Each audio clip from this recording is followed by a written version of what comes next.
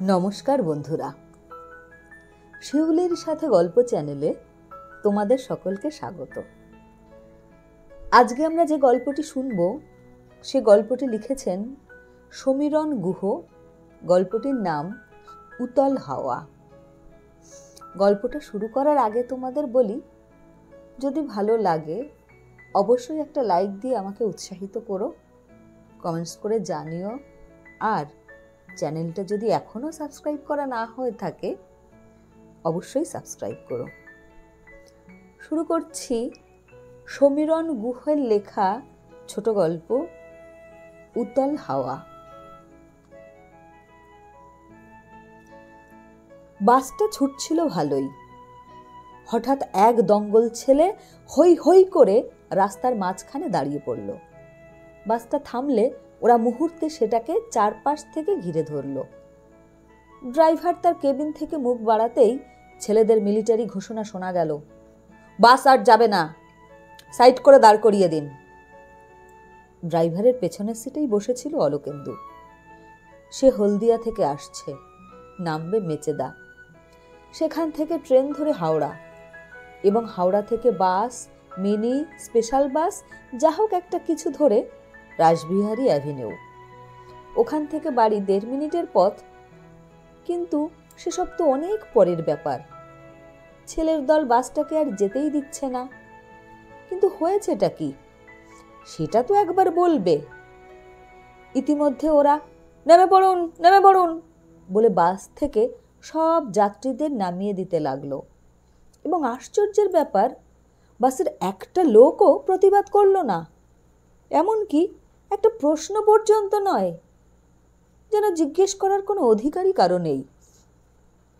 ব্যাপারটা খুবই অদ্ভুত মনে হলো অলোকেন্দুর। সে তখনও সিটে বসেছিল। দুজন ছোকরা তার দিকে তাকিয়ে কিছু একটা বলতে যাচ্ছিল। তার আগেই অলোকেন্দু অত্যন্ত সংযত ও বিনয়ের সুরে জানতে চাইল, ঘটনাটা কি ভাই? হঠাৎ বাস বন্ধ হলে আমরা যাব কিভাবে? আরে মশাই, যাওয়ার আশা টাশা ছেড়ে দিন, কোথায় এখন থাকবেন সেই চিন্তা করুন। বছর 20 ছেলেটি উত্তেজিতভাবে বলে উঠল, আমাদের নেতা গুলিবিদ্ধ হয়ে মারা গেছেন, আজ বন্ধ। বাস থেকে নেমে অলোকেন্দু দেখল রাস্তায় যেন মানুষের ঢল নেমেছে। তাদের গাড়ির পেছনে অন্য গাড়িগুলো সারিবদ্ধভাবে দাঁড়িয়ে। লোকেরা হুটপাট নেমে ট্রেনের আশায় মেচেদা স্টেশনের দিকে হাঁটা দিয়েছে। স্টেশনের দূরত্ব এখান থেকে অবশ্য খুব একটা বেশি নয়, মাত্র 2 কিলোমিটার। কিন্তু হলদিয়ার সাইটের কাজকর্ম সেরে ক্লান্ত হয়ে বাড়ি ফেরার পথে এই সামান্য পথটুকুও হাঁটতে ইচ্ছে করছিল না অলোকেন্দুর। একটা সাইকেল রিক্সা আসছিল। অলোকেন্দু শুধু জিজ্ঞেস করেছে স্টেশন যাবে কিনা। চালকটি চলতে চলতেই উত্তর দিল, আপনি কি আমাকেও মেরে ফেলতে চান নাকি? দীঘা ফেরত একটা অ্যাম্বাসাডার বেরিয়ে যাবার চেষ্টা করেছিল। প্যাসেঞ্জারদের মধ্যে 2জন মেয়েও ছিল।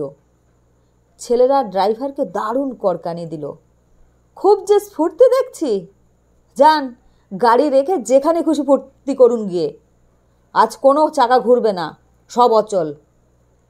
আরেকজন তো শালাদের দীঘা দেখাচ্ছি বলেই চাকার হাওয়া খুলতে বসে গেল। অলোকেন্দু বুঝতে পারছিল পরিস্থিতি ক্রমশই আরও জটিল হয়ে পড়বে। একগুঁয়ে একটা শক্তির কাছে যুক্তি এবং বুদ্ধি কোনো কাজেই আসবে না। ওদেরকে এখন বোঝানো বৃথা। তার চেয়ে পায়ে হেঁটে স্টেশনে পৌঁছানো দরকার। যদি হাওড়া লোকালটা পেয়ে যায়। অলোকেন্দু হাঁটতে শুরু করে দিল। তার আগে পেছনে পাশাপাশি সবাই হাঁটছে, সেই সঙ্গে চাপা আলোচনা। অমন মানুষটাকে কি গুলি করে মারল বলুন তো? দেশটাকে তো এই একজনই টেনে নিয়ে যাচ্ছিলেন, তাকেও শেষ করে দিল। মেচেদা স্টেশনে পৌঁছে অলোকেন্দু দেখল প্ল্যাটফর্মে লোক ঠিক ঠিক করছে। বাস, লরি, ট্রাক সব যানবাহনই বন্ধ। মানুষ ছুটে এসেছে তাই ট্রেনের আশায়, কিন্তু ট্রেন চলাচলের কোনো খবরই স্টেশন মাস্টার দিতে পারলেন না। তিনি গড়গড় করে বলে গেলেন, হাওড়া থেকে যে আপ ট্রেনগুলো ছেড়েছিল সেগুলো আন্দুল, উলুবেড়িয়া আর বাগনানে দাঁড়িয়ে আছে। মেচেদা ও পাঁশকুড়া থেকে যে দুটি ডাউনের গাড়ি ছাড়া হয়েছিল সে দুটি কোলাঘাট আর দেউলটিতেই দম ছেড়েছে। কখন চলবে কিচ্ছু বলা সম্ভব হচ্ছে না। ভিড়ের মধ্যে থেকে একজন টিপ্পনি কাটল, কিছুই যখন বলা সম্ভব হচ্ছে না তাহলে আপনি ওই রেলের পোশাকটা পরে আছেন কেন? ওটা খুলে ফেলে আমাদের সঙ্গে ভিড়ে যান। আর একজন বলল, শুধু কোটটা খুললেই হবে না, প্যান্টটাও খুলতে হবে। এখন মজা করার সময় নয়। কেউ কেউ অবশ্য হেরই মধ্যে পারেও তুঙ্গে থাকতে। তাদের কোনো চিন্তা আছে বলে মনেই হয় না। কথার রং মশাল জ্বালিয়ে দিব্যি পরিস্থিতিকে সম্পূর্ণ উপেক্ষা করে থাকতে পারে। একদিক দিয়ে ওরা অবশ্য সুখী, কিন্তু অলোকেন্দু তেমন সুখী হতে পারছে না এই মুহূর্তে।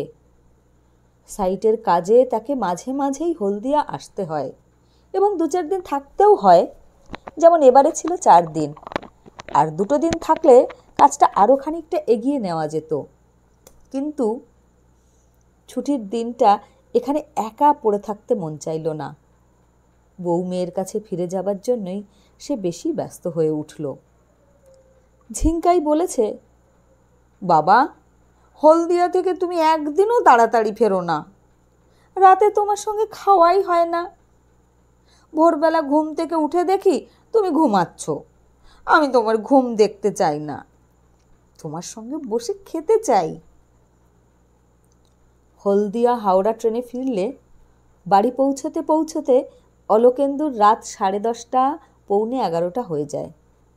ঝিঙ্কাইয়ের কথা রাখতে সে এবারে তাই হলদিয়া থেকে এই সন্ধ্যার ট্রেনটি না ধরে বেলা থাকতে বাস ধরেই বেরিয়ে পড়েছে, যাতে সন্ধ্যার পরেই বাড়ি ফেরা যায়। অথচ আজকেই অঘটনটা ঘটে গেল। আচমকা সব কিছুই বন্ধ। ঝিঙ্কাই অনেক আশা নিয়ে অনেকক্ষণ টেবিলে বসে থাকবে। তারপর মল্লিকা একসময় ওকে বুঝিয়ে সুঝিয়ে খাইয়ে ঘুম পাড়িয়েও দেবে। তবে অন্যান্য বারের মতো ঝিঙ্কাই তার বাবাকে পরদিন ঘুমন্ত অবস্থাতেও দেখতে পাবে না। স্টেশনের মাস্টারের কথা শুনে অলোকেন্দুর স্পষ্ট মনে হলো ট্রেন আজ আদৌ ছাড়বে না। সেক্ষেত্রে বাড়ি ফেরার কোনো প্রশ্নই নেই। ওই দুপুরে হলদিয়া থেকে বেরিয়ে তাহলে কী লাভ হলো? মল্লিকা না হয় ব্যাপারটা বুঝবে, যদিও তারও এক ধরনের দুশ্চিন্তা বাড়বে, তবুও সে নিজেকে ধরে রাখতে পারবে। কিন্তু 5 বছরের ঝিঙ্কাই কতটুকু বুঝবে? দোষটা অবশ্য অলোকেন্দুরই। হলদিয়া আসার দিন বাড়ি থেকে বেরোনোর সময় প্রত্যেকবারেই মল্লিকাকে নিশ্চিন্ত করতে বলে, কাল ফিরতে পারি, পরশুও ফিরতে পারি, তবে না এলে আমার জন্য কোনো রকম চিন্তা করবে না। সাইডের কাছে কখন কোথায় আটকে যাই বলা যায় না, সুতরাং চিন্তা করবে না। এবং অতখানি বলার পরেও হাসি মুখে শেষ কথাটা জানিয়ে দেবে, তবে কালকেই ফিরছি, তোমাকে ছেড়ে পরশু পর্যন্ত থাকা যায়? এবারেও তাই হয়েছে। মঙ্গলবার দিন এখানে আসার সময় অলোকেন্দু বলে এসেছে, এবারে কয়েকদিন থাকতে হবে, শনি, রবি অথবা সোমবার যে কোনো একদিন ফিরতে পারি, একদম ভাববে না। তারপরেই অর্থপূর্ণ এক হাসি ছড়িয়ে গাঢ় গলায় বলেছে, শনিবার সেজেগুজে থেকো, ওই দিনই ফিরছি। অর্থাৎ বরাবরই সে ফেরার নির্দিষ্ট দিনটি বলে এসেছে। আজই প্রথম ব্যতিক্রম হবে। তবে ওই অমানবিক নিষ্ঠুর ঘটনার দরুন সারা রাজ্যই এখন উত্তাল। ক্ষোভের উত্তাপে সব কিছু থমকে এক অনড় অবস্থার সৃষ্টি হয়েছে। কলকাতায় বসে মল্লিকা নিশ্চয়ই সেটা আরও জোরালোভাবে টের পাচ্ছে। সুতরাং চিন্তা একটা থাকলেও ব্যাপারটা ভেঙে পড়ার পর্যায়ে পৌঁছবে না। দুরন্ত এক অস্থিরতার স্রোতে স্বাভাবিক সব নিয়ম কানুনগুলো খড়কুটোর মতো ভেসে চলেছে। অলোকেন্দুর মনে হলো ট্রেন আজকে তো দূরের কথা, আগামীকালও চলবে কিনা সন্দেহ। তবু আশা নিয়ে এই প্ল্যাটফর্মেই পড়ে থাকতে হবে। যানবাহন চালু হলে ট্রেনই প্রথম গতি নেবে। পুরো ব্যাপারটা অবশ্য ঝুলে রইল। চালু হলে, যদি, শব্দগুলো এখন কুয়াশার মতোই অস্পষ্ট। আকাশে কিছু লাল আবির ছড়িয়ে সূর্যটা টুপ করে উধাও হয়ে গেল। সেই লাল রং ধীরে ধীরে ছাই হয়ে এখন কালো হয়ে আসছে। স্টেশনের পাশের মাঠটাতে ছেলেরা ভলিবল খেলতো। আজ অবশ্য কেউ খেলেনি, নেটটা টানানো রয়েছে। এখানে যে খেলা হয় তারই স্মৃতি। আততায়ীরা যে মানুষটাকে কাপুরুষের মতো হত্যা করেছে, তার বাড়ির লোকেরাও আজ হাজারো স্মৃতিভারে অবশ হয়ে পড়ে থাকবে। অলোকেন্দু এতক্ষণ একটাও সিগারেট খায়নি। আসলে কিভাবে কলকাতায় ফেরা যায় তারই ফন্দি ফিকির খুঁজতে খুঁজতে সে নিজেও হারিয়ে গিয়েছিল। যখন বুঝল যাওয়া সম্ভব নয়, তখনই অ্যাটাচি থেকে সিগারেট বের করে ধরালো। হয় নতুন চিন্তা করতে, নয়তো নিতান্ত নিরাশ হয়ে। অর্থাৎ সিগারেট টানা ছাড়া এখন দ্বিতীয় কোনো কাজ নেই। আগের চেয়ে অনেক হালকা হলেও এখনও প্ল্যাটফর্মে বেশ কিছু মানুষ ভিড় করে আছে। বইয়ের স্টলটার কাছে ভিড়টা একটু ঠাসাঠাসি। রেডিওতে খবর হচ্ছে 3 জন আততায়ী ধরা পড়েছে। আগামীকাল রাষ্ট্রীয় মর্যাদায় নেতার অন্ত্যেষ্টি সম্পন্ন হবে এবং রাষ্ট্রীয় শোক চলবে 7 দিন ধরে। খবর শুনতে শুনতেই কে যেন বলে উঠল, ট্রেন আসছে। তক্ষুনি এদিক ওদিক ছোটাছুটি শুরু হয়ে গেল। কিসের ট্রেন? রসিকতার লোভ সামলাতে না পারা ওটা ছিল এক হৃদয়হীনের কাজ। আধার তার শৈশব পেরিয়ে কৈশোরে পড়েছে। অলোকেন্দুর একটু বসার ইচ্ছে ছিল, কিন্তু প্ল্যাটফর্মের একটা বেঞ্চের সামান্য অংশও খালি পড়ে নেই। অনেককে খবরের কাগজ টাগজ পেতে তাতেই বসে পড়েছে। কেউ কেউ রুমাল বিছিয়ে এবং চটি পেতেও। কতক্ষণ আর বাবুয়ানি ধরে রাখা যায়? অলোকেন্দু মন্থর পায়ে প্ল্যাটফর্মের এ মাথা থেকে ও মাথা হেঁটে বেড়াতে লাগলো। তাও কি নিশ্চিন্তে পা ফেলা যায়? যত্রতত্র পানের ঝুড়িগুলো ডাই হয়ে পড়ে আছে। বোম্বে, নাগপুর যাবার কথা ছিল, এখন আছে মুখ থুবড়ে। একজন মহিলাকে চোখে পড়ল অলোকেন্দুর। 33-34 মতো বয়স হবে। অসাধারণ না হলেও সুন্দরী, বিবাহিতা। তুতে রঙের শাড়ি ব্লাউজে এবং সামান্য একটু বড় ধরনের চশমায় তাকে যথেষ্ট মর্যাদা সম্পন্ন লাগছে। কাঁধে একটা সাইড ব্যাগ, ভুরু কুঁচকে শ্রাবণের আকাশের মতো থমথমে মুখে দাঁড়িয়ে। মাঝে মাঝে প্ল্যাটফর্মের ধার ঘেঁষে সামান্য ঝুঁকে ট্রেন আসছে কিনা সেটা দেখার চেষ্টা করছে। অলোকেন্দু আপন মনে একটু হাসল। ওই ভদ্রমহিলার এখনও ধারণা যে ট্রেন যে কোনো সময় আসতে পারে। অবশ্য তারও তো ওই একই আশা। নয়তো রাত 7:30 বাজতে চলল, এখনও এখানে পড়ে আছে কেন? আবার এও ঠিক, যাবেই বা কোথায়? হাঁটতে হাঁটতে অলোকেন্দু প্ল্যাটফর্মের শেষ মাথায় চলে এলো। কোলাঘাট থার্মাল পাওয়ার স্টেশনটাকে একটা আলোময় জাহাজের মতো দেখাচ্ছে। সেই আলোর কিরণ যেন প্ল্যাটফর্মেও চুইয়ে চুইয়ে আসছে। থার্মালের কোয়ার্টারগুলোর দিকে তাকিয়ে অলোকেন্দু ভাবতে বসল, জানাশুনো কেউ সেখানে আছে কিনা। আত্মীয় স্বজন, নয়তো বন্ধু বান্ধব, যে কেউ। নিদেন পক্ষে 2-4 দিনের আলাপের। অলোকেন্দু অনেক ভাবনার পরেও তেমন পরিচিত কাউকে খুঁজে পেল না, অর্থাৎ মনে করতে পারল না।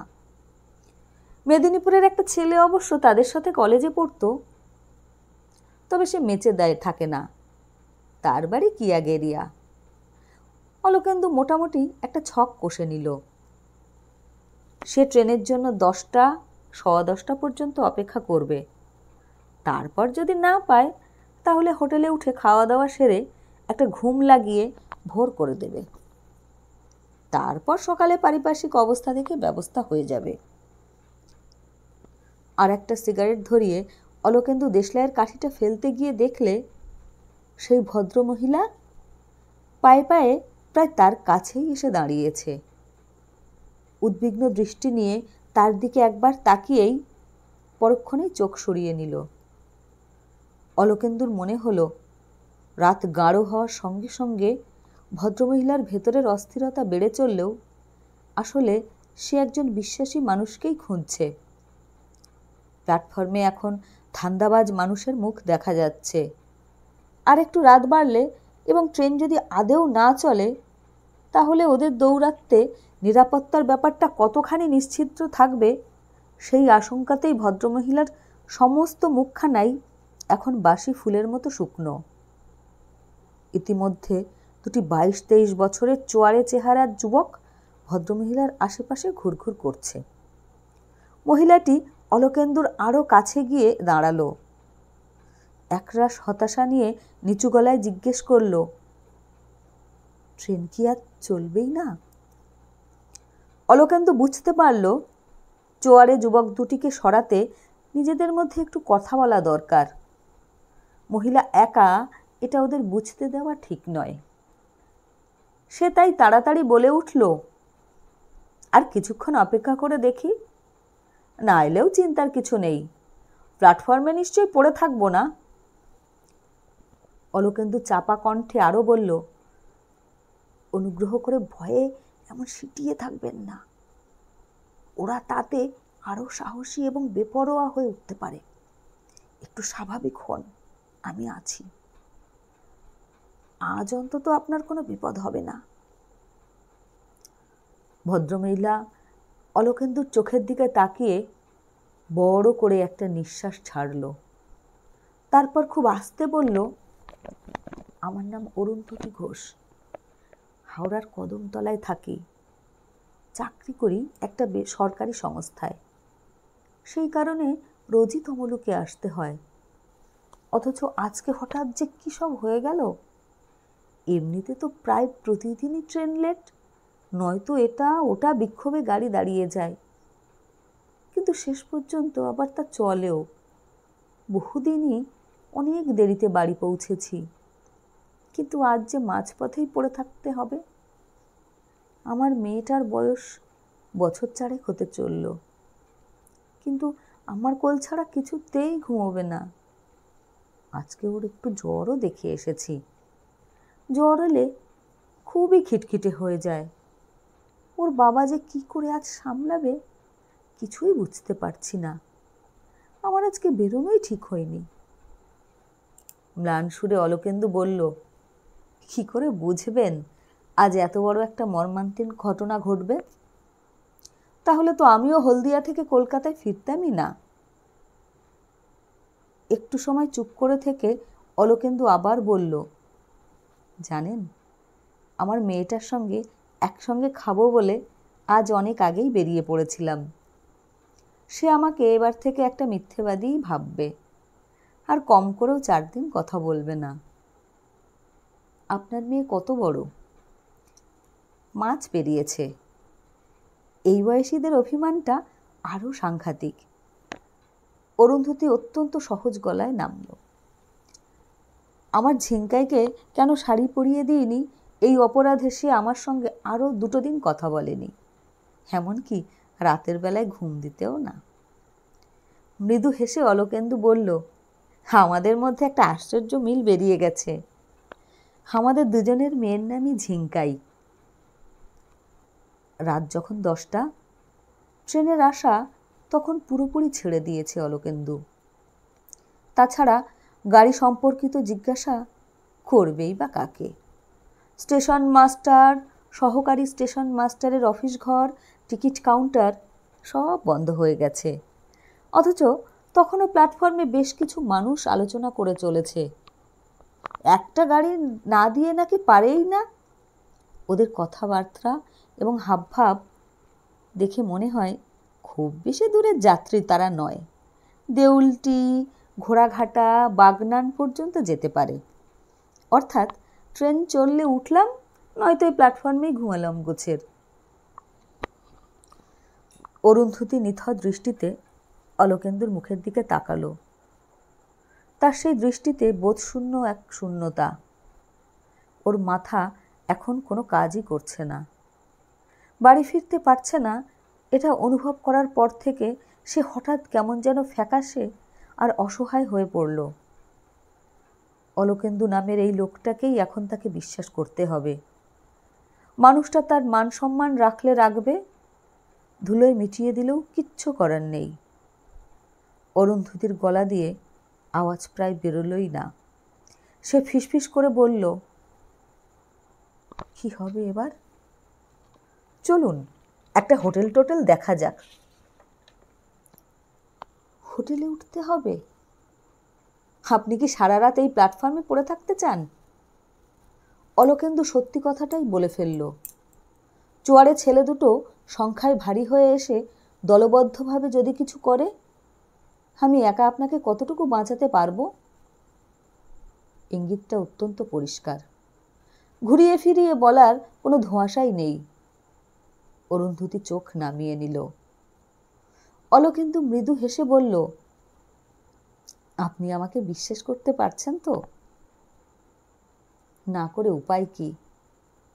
অরুন্ধতী হালকা গলায় উত্তর দিয়ে গম্ভীর পরিস্থিতিকে একটু সহজ করে তুলতে চাইল। অলোকেন্দু বলল, তাহলে অহত্যকার কথা বাড়াবেন না। এখানে থাকাটা আর নিরাপদ নয়। মেচেদা সিনেমা হলের সামনে কয়েকটা হোটেল আছে, চলুন গিয়ে দেখি ঘরটার অবশিষ্ট কিছু আছে কিনা। আজকের দিনটাই তো অন্যরকম। হোটেল অনুরাধায় ওরা একটা ঘর পেল। ঘরটা ছোট এবং দক্ষিণমুখীও নয়। না হোক, পেয়েছে যে, এই যথেষ্ট। দুটো হোটেলের ম্যানেজার তো তাদের দেখার সঙ্গে সঙ্গেই বলে দিয়েছে, দুঃখিত, কোনো ঘর নেই, সন্ধ্যাতেই সব ভরে গেছে। হোটেল অনুরাধা যে দিতে পেরেছে, অলোকেন্দু তাতেই নিশ্চিন্ত। ছোট বা দক্ষিণে নয় বলে তার কোনো মাথা ব্যথা নেই। ঘরে ঢুকে ডবল বেডের খাটটার দিকে তাকিয়ে অরুন্ধতী থমথমে গলায় জিজ্ঞেস করল, হোটেলের খাতায় কি লিখলেন? অলোকেন্দু ঘোষ এবং অরুন্ধতী ঘোষ। আপনিও ঘোষ? হ্যাঁ। আগে বলেননি তো। ঝিঙ্কায়ের নামের মিলের কথা যখন বলেছিলেন, তখন তো পদবীর কথাও বলতে পারতেন। তাহলে কি আপনি আরও আমাকে বেশি আপন ভাবতেন? অলোকেন্দু হাসতে হাসতে কথাটা ছুড়ে দিতেই অরুন্ধতী দমধরা গলায় আবার জিজ্ঞেস করল, আর সম্পর্ক? এক ঘরে থাকতে হলে যে সম্পর্কে থাকা দরকার, তেমনটাই তো। অলোকেন্দু থেমে পড়ল। হোটেলের ছোকরা ছেলেটা জানতে চাইল, কি কি খাবেন? অলোকেন্দু অরুন্ধতীর মুখের দিকে তাকালো। আপনি তুমি সম্বোধনটা চমৎকারভাবে চাপা দিয়ে ঘনিষ্ঠ সুরে বলে উঠল, কি খাওয়া যায়? এত রাতে খাওয়ার পরিপাটির কি আছে? যা হোক কিছু আনলেই হয়। অলোকেন্দু ছোকরাটার দিকে চোখ ফিরিয়ে ঠান্ডা গলায় বলল, শুনলে তো, আমাদের কোনো পছন্দ নেই, তুমি যা খাওয়াবে খাওয়াও। সারাদিনের ক্লান্তি আর টেনশনের ধকলে অরুন্ধতীর শরীর এমনিতেই আর বইছিল না। রাতে ডাল ভাত মাছ তরকারি খাওয়ার পর এখন আরও ছেড়ে দিয়ে ঘুম ঘুম পাচ্ছে, অথচ সেটা সম্ভব নয়। এক ঘরের মধ্যে একজন পরপুরুষের সামনে সে কিছুতেই ঘুমোতে পারবে না। তাছাড়া একটা দুশ্চিন্তায় হঠাৎ তার শরীর কেঁপে উঠল। অলোকেন্দু হোটেলের খাতায় যা লিখে এসেছে, এরপর তার আর প্রতিবাদ করার কোনো উপায় নেই। অর্থাৎ সম্ভ্রম বাঁচাতে বাইরের লোকের কাছে সাহায্যের প্রার্থনা জানাতে পারবে না। এই মুহূর্তে অলোকেন্দু তাকে নিয়ে যা খুশি তাই করতে পারে, কিন্তু মানুষটাকে অত খারাপ মনে হয় না। সে নিশ্চয়ই তার সম্মান রাখবে। অন্তত আজকের অস্বাভাবিক দিনটার কথা মনে রেখে অলোকেন্দু কোনো সুযোগ নেওয়ার চেষ্টা করে তার কাছে ছোট হবে না। ওর ঝকঝকে কথাবার্তা এবং আচার আচরণের ব্যক্তিত্বে তেমনটাই তো বিশ্বাস করতে ইচ্ছে হয়। তবে মুহূর্তের কামনার কাছে ওসব শিক্ষা দীক্ষা রুচি ও ব্যক্তিত্বের ব্যাপারটা নিতান্তই পলকা। অরুন্ধতী এক অতল প্রার্থনায় মগ্ন হল। অলোকেন্দু আজ যেন বড় বেশি পবিত্র থাকে। ভাবতে ভাবতে পরক্ষণেই ওর মনটা চলে গেল কদমতলার ছোট্ট বাড়িতে, প্রবীর আর ঝিঙ্কায়ের মুখ চোখের সামনে ভেসে উঠতেই ও হঠাৎ ফুঁপিয়ে কেঁদে উঠল। চেয়ারে বসে সিগারেট খাচ্ছিল অলোকেন্দু। কান্নার আওয়াজ কানে যেতেই সঙ্গে সঙ্গে অরুন্ধতির দিকে ফিরে তাকালো। চেয়ার ছেড়ে সে পায়ে পায়ে খাটের দিকে এগিয়ে খুবই কাছে গিয়ে দাঁড়ালো। অরুন্ধতী দুই হাঁটুতে মুখ গুজে ফুলে ফুলে কাঁদছে। অলোকেন্দু কি বলবে, কি করবে, প্রথমে কিছুই ভেবে পেল না। তারপর ওর মাথায় হাতটা বুলিয়ে দিয়ে গভীর গলায় বলল, বাড়ির জন্য মন খারাপ লাগছে তো? আমার লাগছে না? আপনি যদি এমন করে কাঁদেন, আমিও কিন্তু তাহলে বেশিক্ষণ সান্ত্বনা দিতে পারবো না। ওর কান্না থামাতে তারপর অলোকেন্দু কত গল্প করল। মল্লিকা, ঝিঙ্কাইয়ের কথা, তার বেড়ে ওঠার গল্প। 1 বছর বয়সে বাবা মাকে হারিয়ে মামা বাড়িতে অত্যন্ত অবহেলায় মানুষ হয়েছে। ওই শিশু বয়সেই সে একটা জিনিস পরিষ্কার বুঝেছে, লেখাপড়া শিখে মানুষ হয়ে দাঁড়াতে না পারলে রাস্তার ছেলের সঙ্গে তার কোনো পার্থক্য থাকবে না। সে সত্যিই মানুষ হতে চেয়েছিল এবং আজকে সে দাঁড়িয়েছে। মামা মামিমা এখনও বেঁচে আছেন। অলোকেন্দু আর মল্লিকা প্রতি পূজা আর বাংলা নববর্ষে গিয়ে দুজনকে প্রণাম করে ধুতি শাড়ি দিয়ে আসে। মামা প্রতিবারই চোখের জল মুছে বিষাদ কণ্ঠে আক্ষেপ করেন, তোর জন্য কিচ্ছু করিনি, কোনোদিন ফিরেও তাকাইনি, তুই আমাকে আর কত ঋণে জড়াবি। অলোকেন্দু মনে মনে উত্তর দিয়েছে, বড় হওয়ার স্বপ্ন দেখা একটা ছেলের কাছে দুমুঠো ভাত আর পড়ার সুযোগ পাওয়াটাই যথেষ্ট, সেটা যত অবজ্ঞাতেই আসুক না কেন। এখন প্রায় ভোর রাত। অরুন্ধতী খাটের ওপরে পরিত্রাণে ঘুমোচ্ছে। একটা চেয়ারে মেচেদা স্টেশনের দিকে মুখ করে বসে আছে অলোকেন্দু। কিছুক্ষণ আগে তাদের গল্প শেষ হয়েছে আর অরুন্ধতী এরই মধ্যে ঘুমে কাদা। অবশ্য মানসিক যে ধকলটা গেল তাতে তো বিধ্বস্ত হওয়ার মধ্যেও কোন ফাঁকে যেন ঘুমটা এসেই যায়। এখন তো অলোকেন্দুরও ঘুম পাচ্ছে। হঠাৎ রেলের ঝমঝম শব্দে সে সচকিত হয়ে উঠল। যাত্রী বোঝাই হয়ে একটা ট্রেন হাওড়ার দিকে চলে গেল। এত ভোরে কোন ট্রেন? আদ্রা চক্রধরপুর হাওড়া প্যাসেঞ্জার না পুরী হাওড়া প্যাসেঞ্জার? যেটাই হোক, আসল কথা ট্রেন চলছে। অলোকেন্দু খাটের কাছে গিয়ে সামান্য ঝুঁকে অসীম এক মমতায় ডাকল, অরুন্ধতী, উঠে পড়ুন, ট্রেন চলছে, আমরা এখনই রওনা দেব। হাওড়া পৌঁছে অরুন্ধতী পলকহীন চোখে অলোকেন্দুর চোখের দিকে তাকিয়ে রইল। বিশ্বাসী এমন একজন মানুষকে বন্ধু হিসেবে পাওয়া ভাগ্যের ব্যাপার। সে কৃতজ্ঞতায় চোখ দুটো একবার বুজে ফেলল। পরক্ষণেই চোখ মেলে বুজে আসা গলায় বলল, আমাদের বাড়ি তো সামনেই, একবার ঘুরে আসবেন, চলুন, ও খুব খুশি হবে। না, প্রবীর খুব খুশি হয়নি।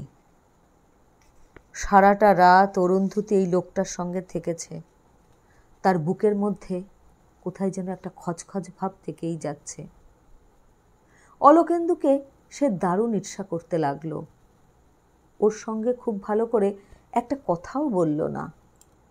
বাইরের ঘরে বাইরের মানুষটাকে বসিয়ে রেখে প্রবীর ভিতরে গিয়ে অরুন্ধতীর সঙ্গে চাপা গলায় যা সব বলতে লাগলো, অলোকেন্দু তা পরিষ্কার শুনতে পেল।